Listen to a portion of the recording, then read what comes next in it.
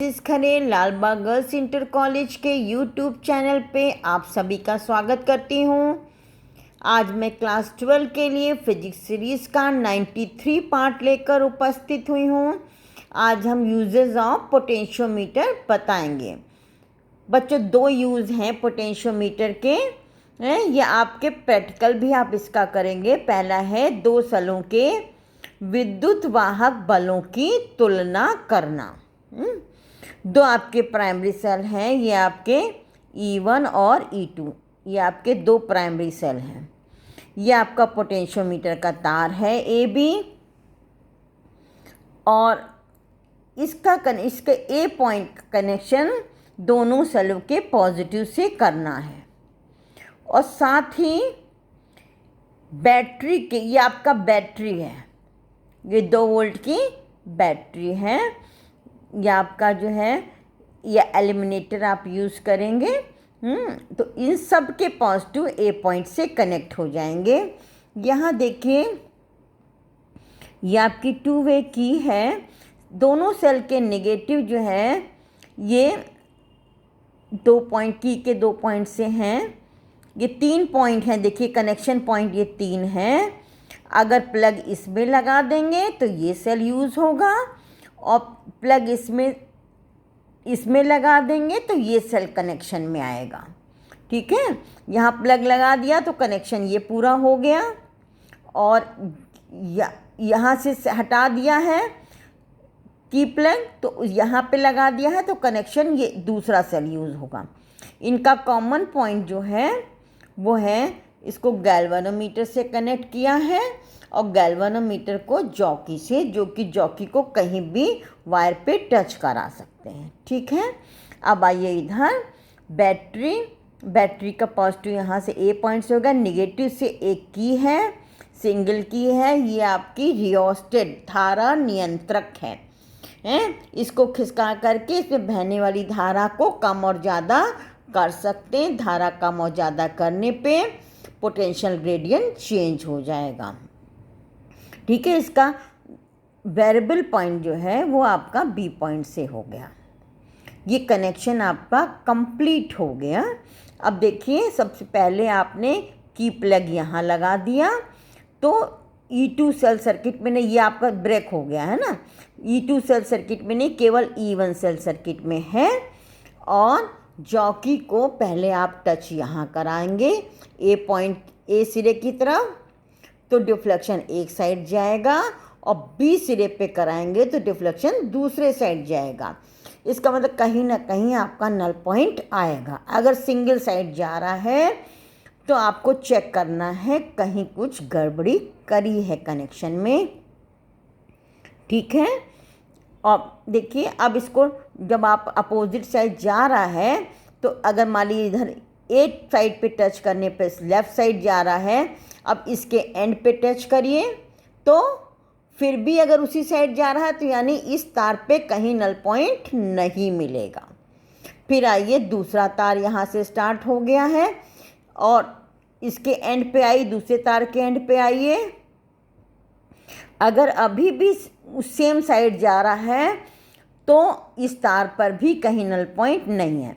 अब मान लीजिए तीसरे तार पे आपने यहाँ एक इस सिरे पे किया तो मान लीजिए लेफ़्ट जा रहा है, और तीसरे तार के एंड पे करने पे अगर मान लीजिए अपोजिट जा रहा है तो यानी इस तार पे कहीं नल पॉइंट मिलेगा। तो जॉकी को डिफरेंट पॉइंट पे रख के इस पे देखिए कहाँ पे नल पॉइंट मिला। नल पॉइंट का मतलब है कि इसको जॉकी को टच कराने पे गैल्वेनोमीटर में कोई डिफ्लेक्शन नहीं हो। ठीक है, अब मान लीजिए यहाँ पे आ रहा है, इस जगह पे ये मीटर स्केल लगा हुआ है। आप स्केल से ये रीडिंग आप पढ़ सकते हैं, यहाँ से ये रीडिंग आप पढ़ सकते हैं कि देखिए ये तो एक तार ये हो गया, दो तार, दो कंप्लीट तार हो गए, और तीसरे तार पे नल पॉइंट आ रहा है। तो अगर मान लीजिए ये आपके जो है कुछ रीडिंग है, मान लीजिए 25 सेंटीमीटर रीडिंग है या 30 सेंटीमीटर रीडिंग, मान लीजिए 30 सेंटीमीटर रीडिंग है, 30.0 सेंटीमीटर पे आया है, तो 30.0 क्या हो गया, ये यहाँ से हो गया दो तार पूरे यानी 200 और 230, ठीक है, 230 आपकी रीडिंग हो जाएगी। ये आपका L1 एक सेल आपने यूज़ किया। अगर मान लीजिए यही आपका यहाँ पे होती रीडिंग, 30 रीडिंग यहाँ होती तो क्या होता, तो देखिए एक तार ये पूरा 100 और 30 तो इधर से हुआ और 70 इधर से हुआ, तो हमारा तार कितना यूज़ हुआ, इतना केवल। तब 100 में से 30 को माइनस करके ऐड करेंगे। समझ में आ रहा है? अब देखिए आपने नल पॉइंट मिल गया है, L1 की रीडिंग नोट कर ली। अब धारा को नहीं बदलेंगे, यहाँ से प्लग हटा करके दूसरे E2 वाले पे लगा देंगे प्लग। अब E2 जो है सेल जो है सर्किट में आ गया है कनेक्शन में। अब इसके लिए नल पॉइंट निकालेंगे।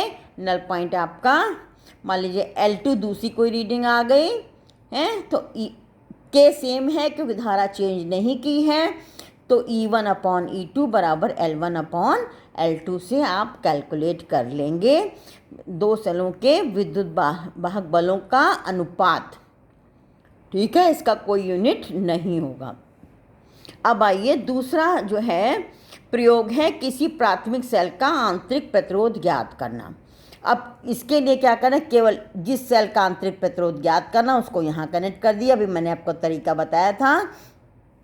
अब यहाँ दो सेल ना लग के केवल एक सेल लगेगा जिसका आंतरिक प्रतिरोध ज्ञात करना है। ये आपका स्मॉल आर जो है अलग से कोई रेजिस्टेंस नहीं है, ये इसी सेल का आंतरिक प्रतिरोध शो कर रहा है स्मॉल आर। और दूसरा सेल जहाँ लगाए वहाँ क्या कर लगाएंगे, प्रतिरोध बॉक्स, आरबी मतलब रेजिस्टेंस बॉक्स। ठीक है, बाकी सब कनेक्शन उसी तरह से है।